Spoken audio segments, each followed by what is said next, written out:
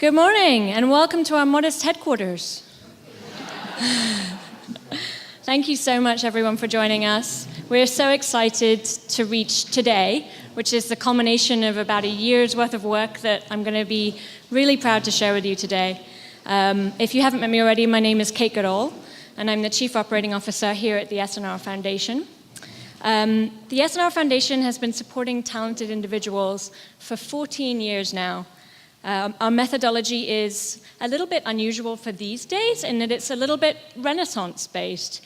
Our belief is that regardless of the field that you're in, talented people can be found in any walk of life, and the thing that identifies them is their courage, their creative vision, their drive, and their commitment.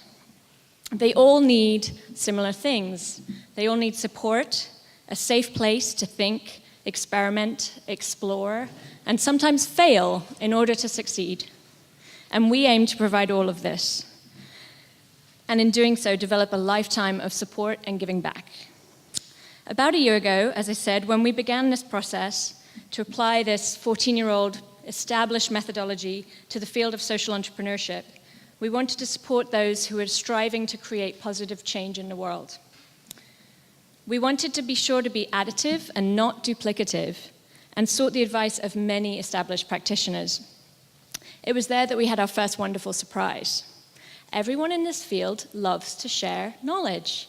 They're not proprietary. They were extremely honest. They were even honest about the things that they tried that hadn't worked.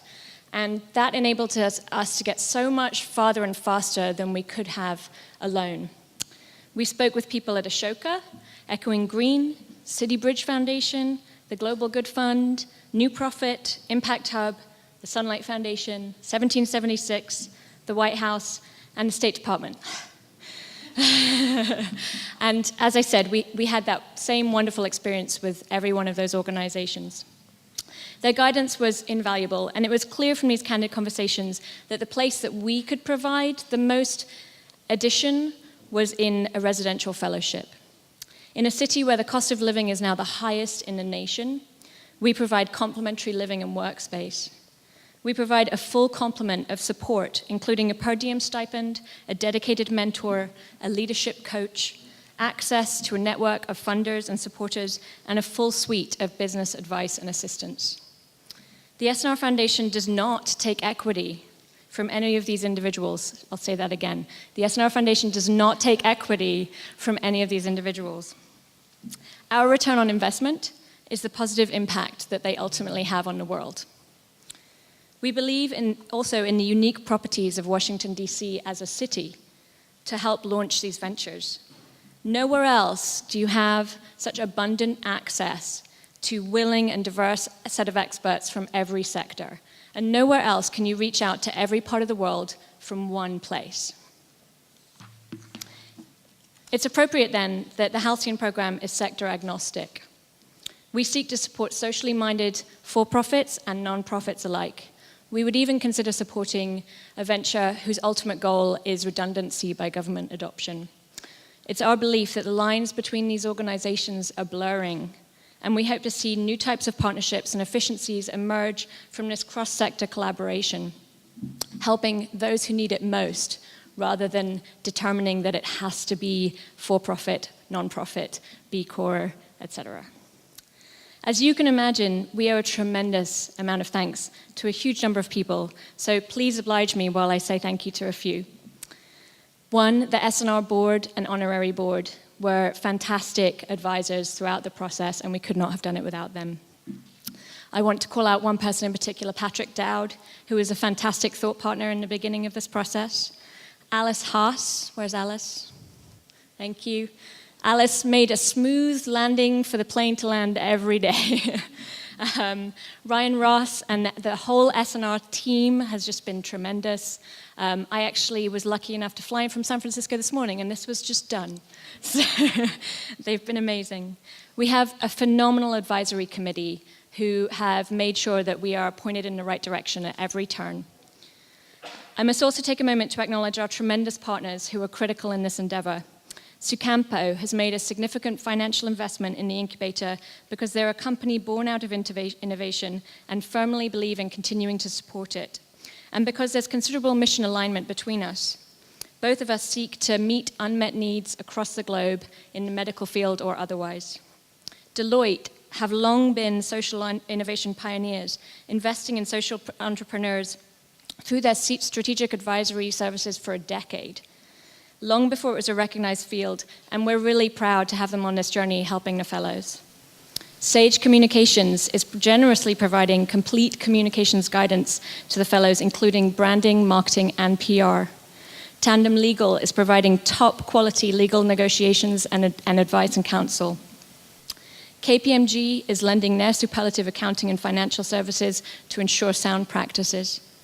WeWork has partnered with Halcyon to provide complimentary workspace, extending the overhead offsetting portion of this fellowship from 8 to 14 months. And HR Sage is providing pro bono coaching expertise. Most importantly, Sweetgreen is helping feed the fellows. We also have several stipend funders to thank. They include the Bernstein Family Foundation, the City Bridge Foundation, Khalil and Sarah Hackey-Bird, and EJF Philanthropies. Now, it is my distinct honor and pleasure to introduce one of the most generous and visionary people I have ever met in my life. The first woman to graduate with a degree in biochemical engineering from Kyoto University. The woman whose eternal quest is to find the top talent in the next generation and support them wholeheartedly to succeed in making substantial and audacious change for the benefit of all of us. The woman whose passion launched the Halcyon Incubator, and the co-founder and CEO of the SNR Foundation, Dr. Sachiko Kuno.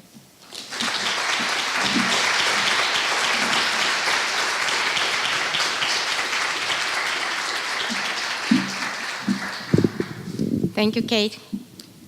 And after Kate, I need you to move the mic always. Okay, thank you so much, and welcome to the Halcyon again. Halcyon means peaceful and prosperity, and also that represent the famous myth, Greek myth, I believe, of the Halcyon birds, who lay their eggs during 14 days, like in the middle of the chaos and the cruelty of the winter.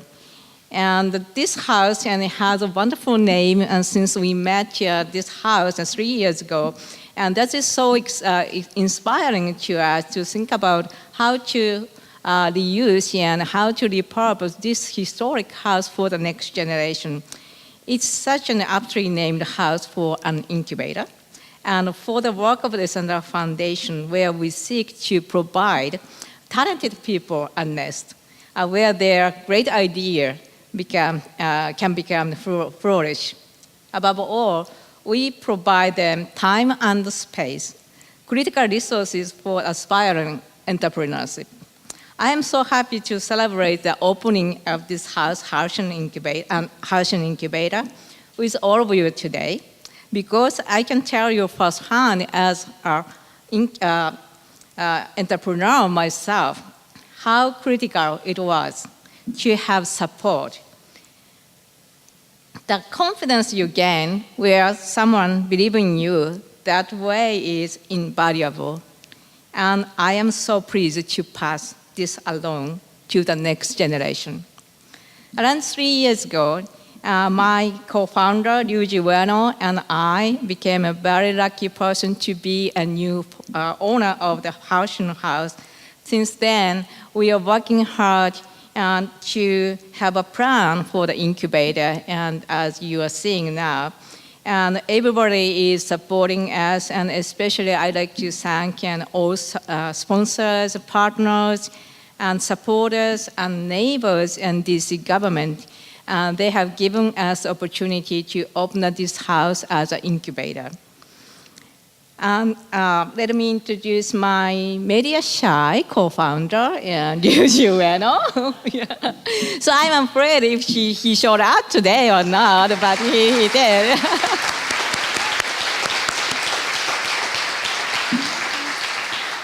Thank you. I am now very proud to introduce today's keynote panel. So Sonal Shah, Executive Director of the Big Center for the Social Impact and Innovation at Georgetown University.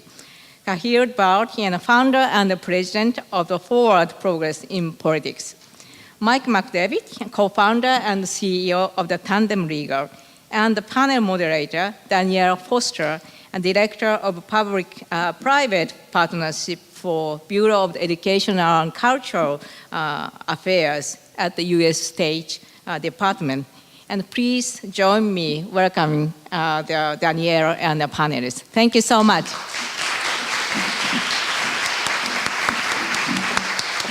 Thank you so much.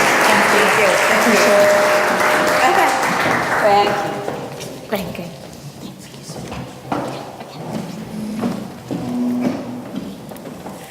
Do you want me to move over here? I think it might be easier. Get you over here. Yeah, exactly.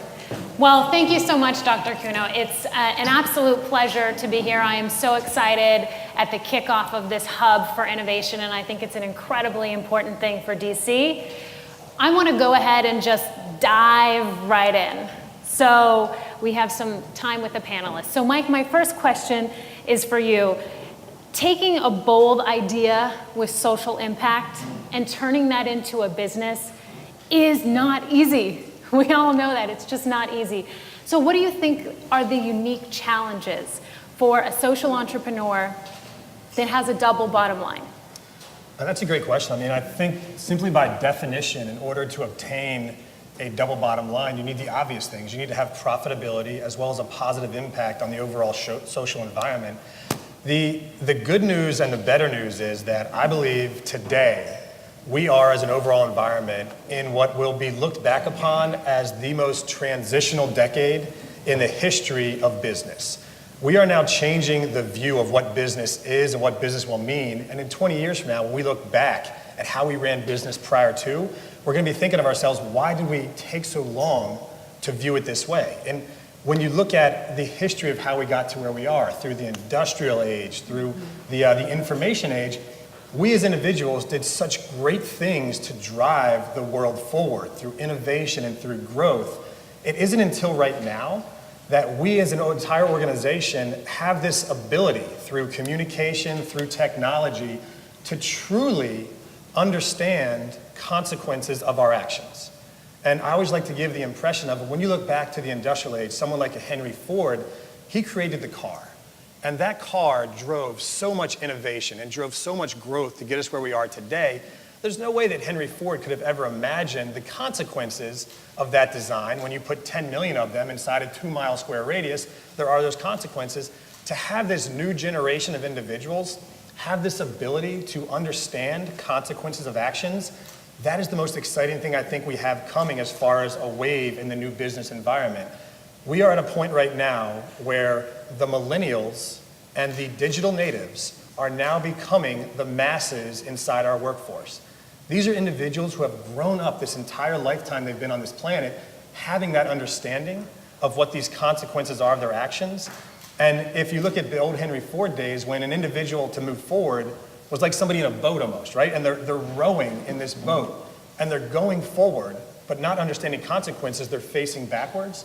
These new millennials have this opportunity now to stand up, and as these social entrepreneurs say, hey, I think it's time to face forward. I think it's time to actually drive growth and drive profitability with a goal in mind that gives us an overall better society. So by utilizing the best practices of what we've had in the past to get us to where we are, but by also having this ability to see in the future, which we never had that ability before, that combination of best practices from the past and this vision of the future, I think, put us at an amazing opportunity to make this social entrepreneur the new norm in business in a very short period of time. Come on up. Khalil, please join us. Thank you. And I was actually going to switch right to you and throw timing. you the next question. Good timing. We know you're always ready. So Khalil, you're no stranger to tackling social challenges and turning them into ventures.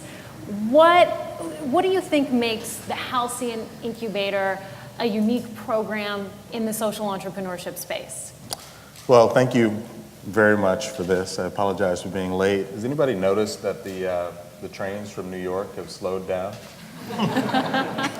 They used to be 2 hours and 45 minutes. Now I think they're about 3 hours and 5 minutes. It's not because of the trains, Dr. Kuno, thank you, Kate. It's because the trains can actually go a lot faster. It's because the tracks are eroding. And in this country, we haven't figured out, and no one has seemed to figure out in government, how to make sure that the infrastructure that the trains ride on is up to speed to the technology. That is what Halcyon is all about. It's about empowering individuals who have great ideas, who are able to do work-throughs or workarounds or other ideas, and bring those ideas to market, or bring those ideas to government, or bring those ideas to citizens, so that we can solve these really big problems. So the core of the question is, what makes Halcyon unique? Well, my good friend Caitlin, who works with me and has worked with Ryan, Ross, and I, did a little research. Probably about 1,200 or 1,300 incubators in this country, 7,000 in the world. Probably about 50,000 companies are created. There are superstar names like Y Combinator and Techstars and other incubators who we know of, and many based in universities. They specialize in healthcare. They help intelligence companies get off the ground. Any number of ideas and ways. So why is Halcyon unique? Well, I think the first thing is that we're talking about patient capital here. We're talking about a program that has made the decision that the person, just like a musician who sits on this stage, doesn't have to be perfect the first time they come, but when they've come to their sort of 100th insight over an 18-month or 2-year period, that amount of time and energy will allow a person to develop an idea the way they need to. I've been a social entrepreneur now for about 10 or 12 years, and I'm only now just getting it right, as it were. The second thing is that Halcyon has made the decision that they're not going to decide at the beginning whether something has to be a for-profit or a nonprofit or a government entity or initiative.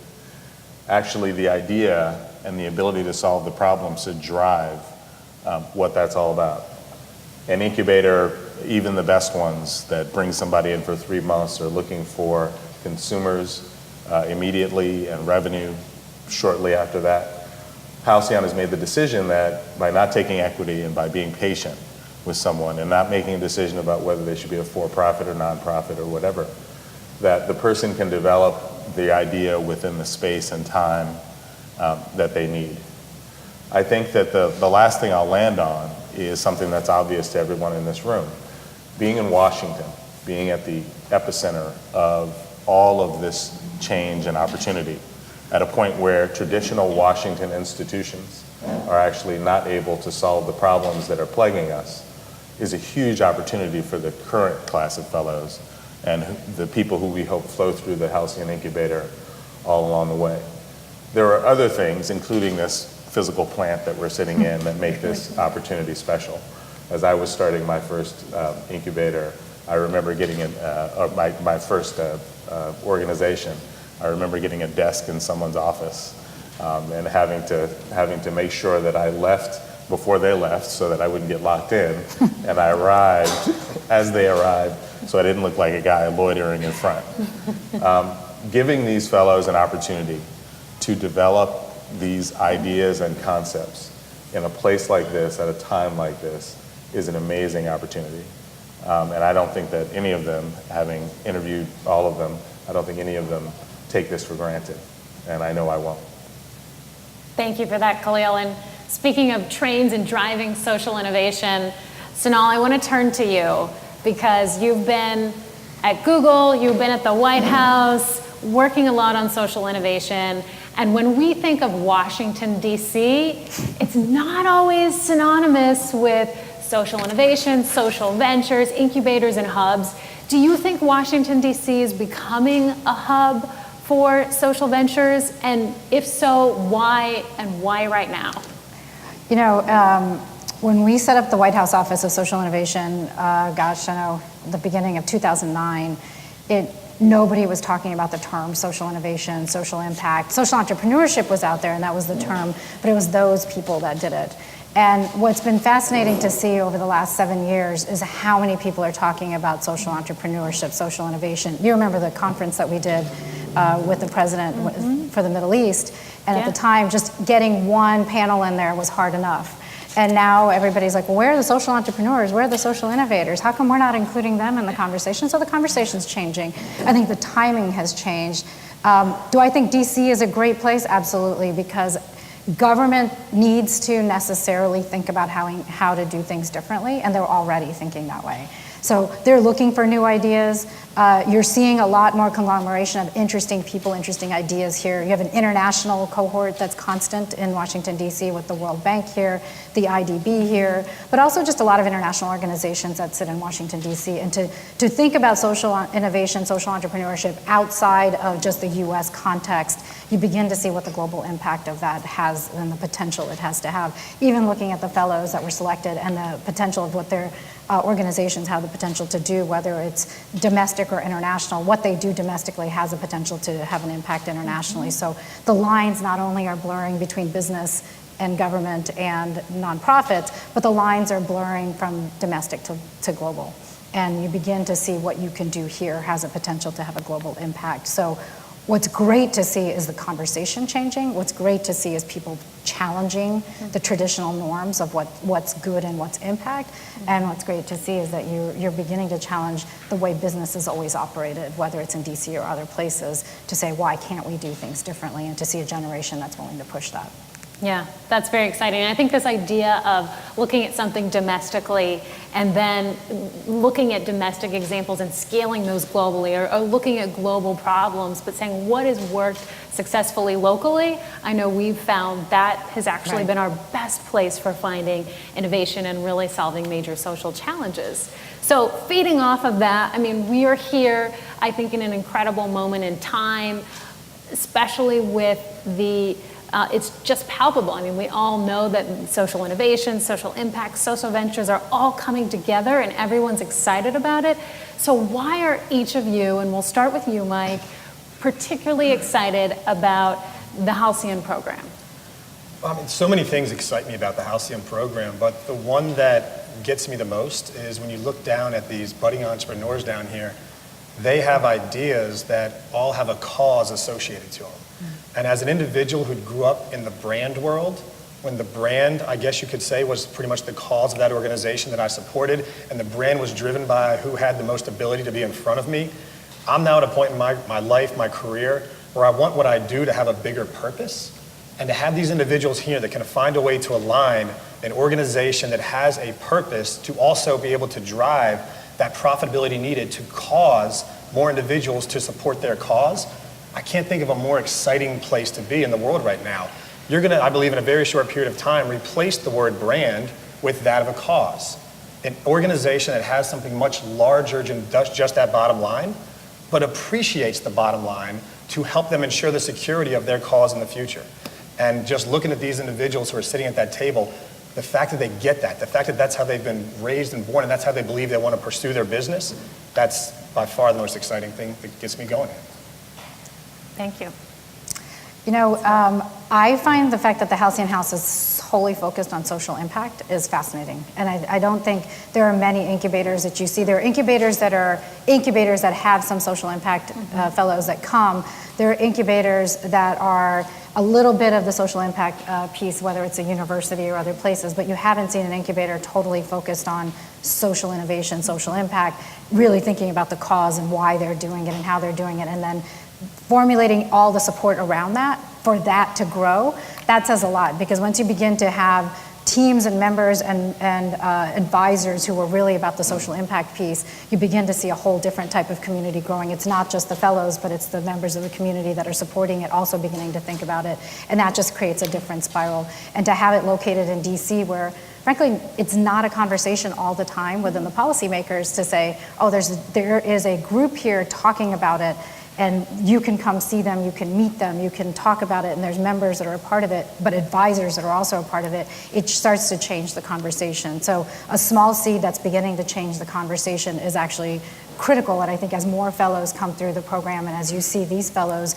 go off and do more, you'll begin to see that the conversation in DC changing, but having it in Washington is huge, because you begin to, again, affect a global conversation. It's not just about the DC community, it's about the global conversation that sits here. That's great. So we've heard about the individual and how it's inspiring to sort of see folks who have built this into their models. We've heard about the advisors and the infrastructure. Khalil, what excites you? I think I'm excited about what comes next. Having had the opportunity to see individuals who had made it in this country, people who run companies like Starbucks and have sold companies like Ben & Jerry's and have been successful, move into a position where they want to help. The thing that excites me and the thing that excites them, I think, is the idea that someone from this project and program will join their ranks. That there will be people who will emerge from this environment and this ecosystem who will be trailblazers in a way that we actually can't even define at this particular point. So I'm excited about being in the environment where we can help to cultivate that person and those people. And they won't just be stars because they'll be articulate or be photogenic or have the ability to do have talents that have been nurtured in great schools and all of that. They'll actually prove through their ideas and through their organization that they can move a needle, that they can actually make some change and have that change be effective in the lives of other people and citizens. That's going to be an amazing process to watch over the next few years. So those are all great answers and all exciting things. I'm looking over at our Wizard of Oz timekeepers here to see if we have time for a question. Do we have that? Great. So we'll go ahead and take a question from the audience.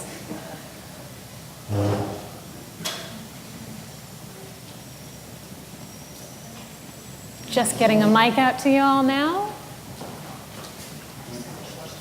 Who has that bold first question?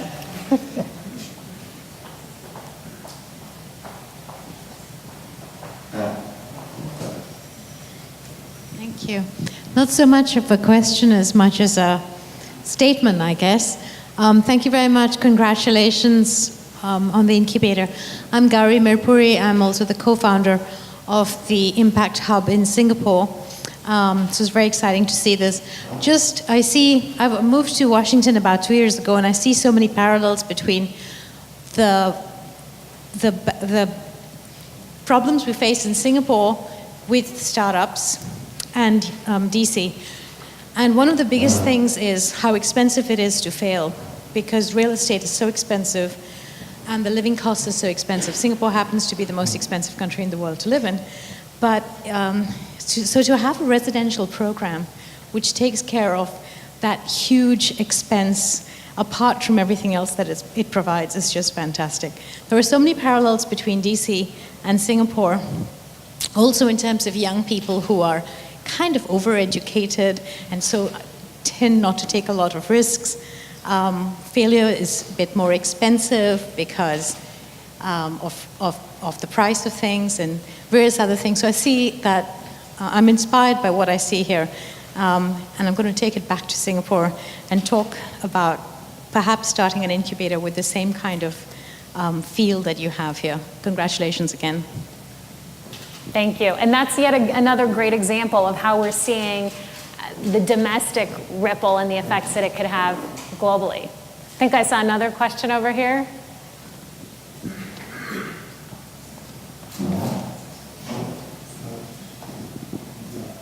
Hi, thank you to the panel for coming today. My name is Kevin Friend. I'm also with PureJoy. My partner is one of the fellows here.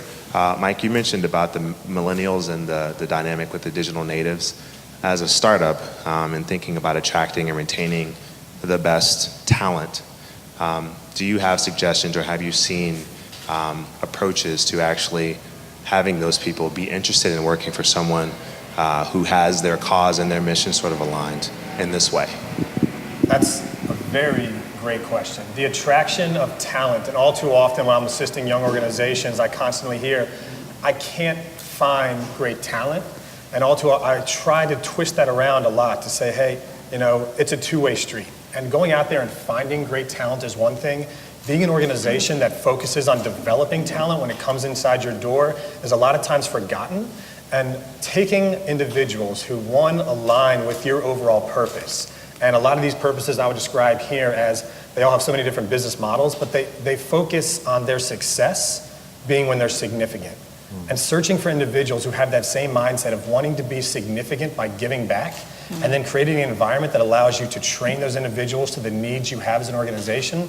Don't go out there and try to find that perfect fit for that whole. Go out there and be honest about what type of organization you are, and attract individuals who desire to be a part of an organization like that and invest back in them. Great. Well, I want to thank our audience, but I also want to very much thank our panelists today. This has been an exciting kickoff and launch, and I think I'm also excited about what is to come, and we will all be watching what happens with the program and specifically with the fellows. So thank you all very much. Thank you so much.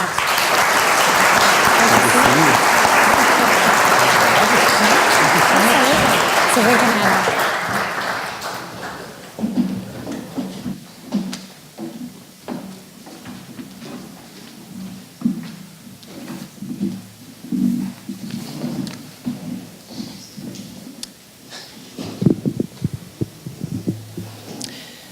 So I just want to say thank you again to our esteemed panel who have really helped to open up this house in a perfect way. So thank you again.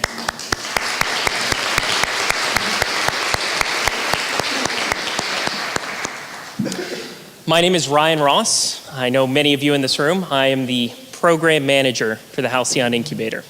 And I have the distinct honor to be able to introduce you to the first and inaugural class of the Halcyon Incubator. Now, I'd be remiss if I didn't first mention that the second class applications are out right now. And so a lot of people in this room and watching on our live stream will know social entrepreneurs who are very talented, and we want to make sure that they have the opportunity to apply for the program. The applications are going to be due on September 18th.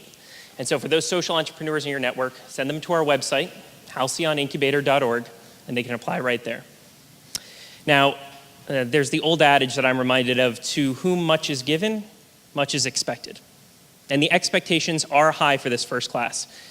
But I have supreme confidence, and I know that everyone who's been working on this project has the same feeling, that these fellows are not only going to meet these expectations, but that they're going to do so in a way that has a tangible impact on the lives of people in this country and around the world.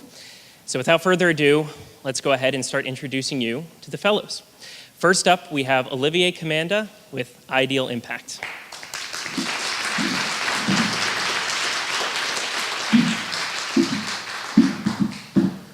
Good morning. My name is Olivier Commanda, and I'm the founder of Ideal Impact. Ideal Impact is a civic tech platform that connects people with community service and social impact opportunities based on the news stories they read. So if you're reading a compelling article on Ebola or climate change or immigration reform or any other issue that's in the news, and you ask yourself, what can I do to help?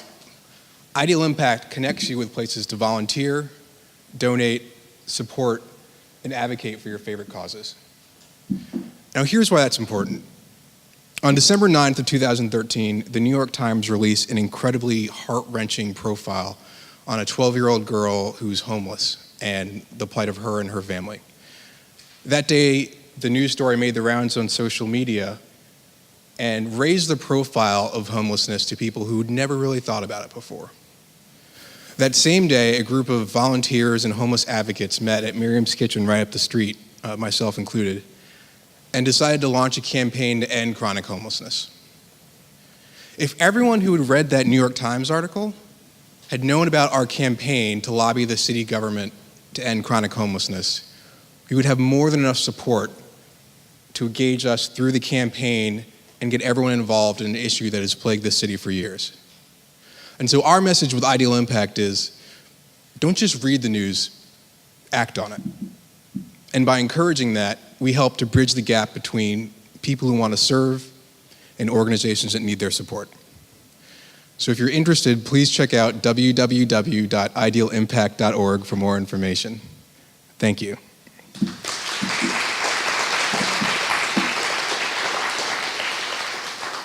Next up, we have Ari Raz with Pure Joy.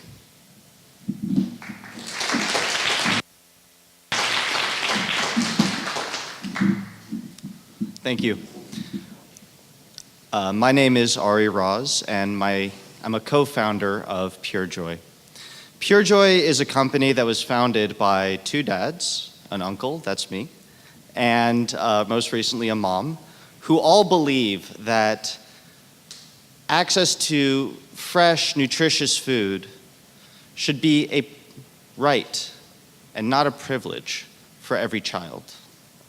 Now, nutrition is something that I've been passionate about for a very long time. My earliest memories are of my mother preparing delicious home-cooked meals in our kitchen.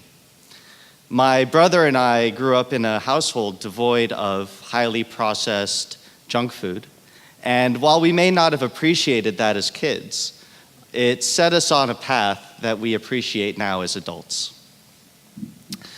My brother actually made all of his kids' baby food, and all the parents around him looked at what he was doing and asked if he had any extra to spare.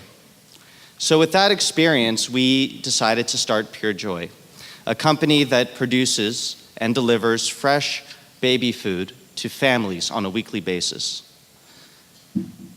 We also work with local nonprofits to ensure that our food can get to kids in families of all income levels. Our food is not your typical baby food. We use ingredients like quinoa, Swiss chard, fresh ginger, and basil to give kids an experience that will hopefully set them on the same path that my mother set my brother and I on all those years ago.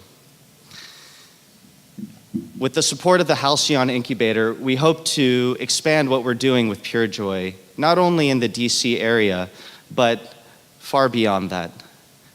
Thank you very much.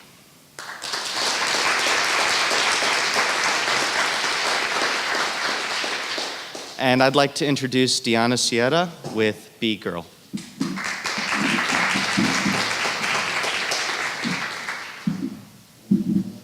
Good morning, everyone. My name is Diana Sierra. I am an industrial designer and extremely passionate about empowering women through design. Right now, I'm going to share with you my vision for Be Girl and how I end up being standing here and talking to you. Right now, as we speak, there are 4 billion girls living in poverty in extremely challenging conditions. And this means that for some of them, they have no access or very limited to the very basic resources to manage their menstruation with dignity. For some girls, this means that they are afraid to go to school because they may have some stigmatizing stains, blood stains showing up in their uniforms.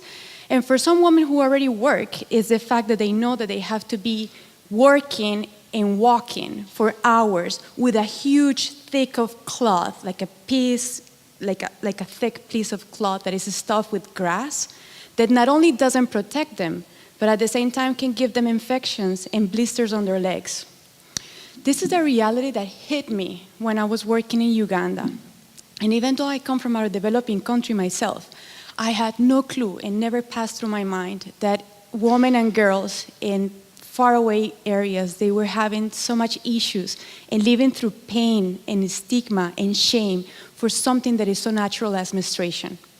So when I was hit with this, as a woman and as a designer, I felt the huge responsibility to do something about it. And I did it the way that designers know how to do things, which is pretty much we make things. So literally with a mosquito net and an umbrella and a pair of scissors and thread, I managed to replicate the same benefits and features that I had in a disposable pad, but with something that I have available handy. So that was pretty much the beginning of the first hybrid sanitary pad, which I call it, because it's just a simple envelope that is waterproof, and it has a little mesh on top that you can fill with absolutely anything that you have available at the local level. So we're talking about toilet paper, cotton from the garden, and the pieces of cloth that the girls were already using. So we're talking about a design that not only addresses the local needs, but actually works to maximize those local resources to create the maximum impact with the least resources possible. That is all what we are at Be Girl. We're a company, a social enterprise focused on developing high performance products focus on empowering women by design, because we want to create products that really, really help you to fulfill all the potential that is in every girl and every human being. That's why I'm standing here. I'm telling you, it's not easy to quit a job, but I found it way more harder to go to sleep every night knowing that you have a potential solution and don't do something about it. Thank you so much.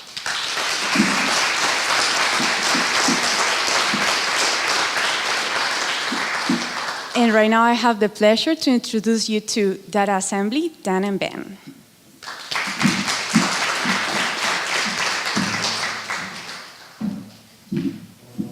Hi, I'm Ben Reich, this is Dan Gallagher, and we're the co-founders of Data Assembly.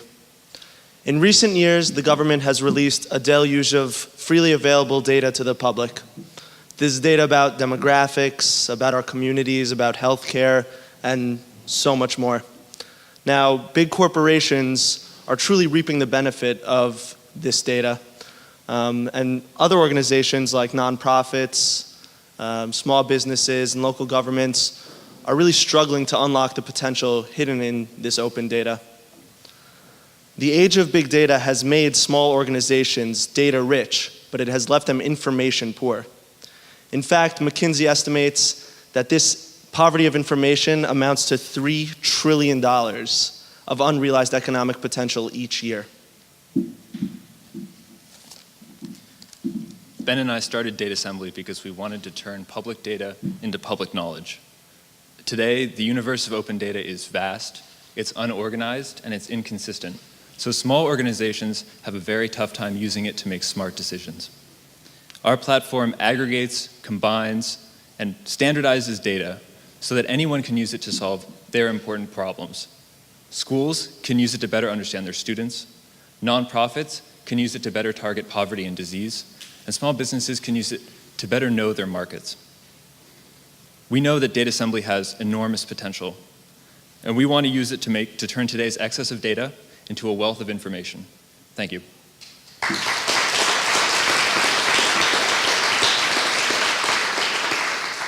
Up next is Heather Lawver-Sewell with Newsies.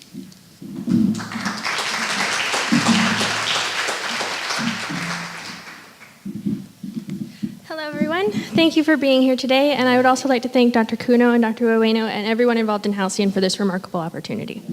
My name is Heather Lawver-Sewell. I am passionate about literacy education, and I'm the founder of Newsies. With the help of the Halcyon Incubator, I hope to build an online news publication platform that will allow teachers to instill a love of literacy in their students by harnessing each child's unique imagination and love of stories. When I was 13, I watched as my peers fell in love with reading again, thanks to a boy called Harry Potter. I couldn't help but wonder, though, if I could transform that love of reading into a love of writing as well. With that in mind, I created a website called The Daily Prophet, named for the newspaper in the Harry Potter series. I invited children of all ages all over the world to join my site as columnists, where they could contribute to and become a part of the magical world they so loved. Ultimately, over 400 children and a few adults worldwide joined the site, thinking of it as playtime. What they didn't know was I had an ulterior motive, a secret. It was educational.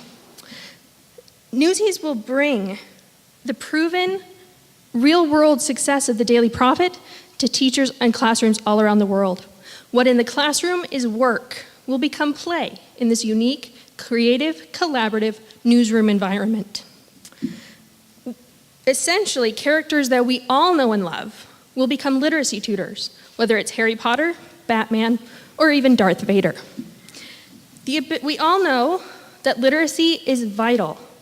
The ability to both read and write is the foundation for each child's future personal, professional, and educational success.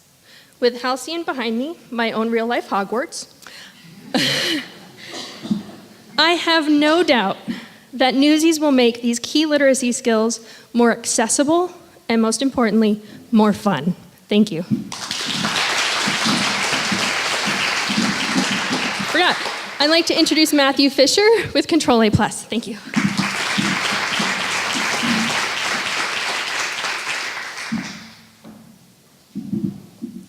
Hi, my name is Matt Fisher from Control A Plus, and I've been an asthmatic all my life. I've been rushed to the ER countless times, and for years I've been sitting on the sidelines of any physical activity. But you know what? I'm not alone. There are 25 million asthmatics in the United States. 1 in 10 of these are children. At Control A Plus, we are developing a multi-monitor system that can predict when a child is about to have an asthma attack by monitoring environmental and physiological factors all in real time. This will help doctors, parents, and children have an unprecedented amount of control over the asthmatic condition. We hope to inspire children to dream past the asthmatic condition and their limitations. And our goal at Control A Plus is to control asthma and not be controlled by it. Thank you.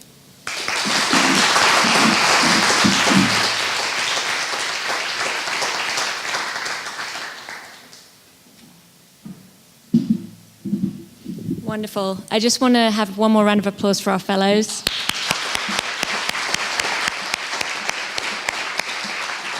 This is the top 7 out of over 200 applicants. So they've done amazingly well already. I'm not here to deliver any more speeches. I'm here to let you know that we're going to have lunch for all of you. And then after that, we would be thrilled, if you're interested, to join us for tours of the space. To find your tour time, look on the back of your name tag.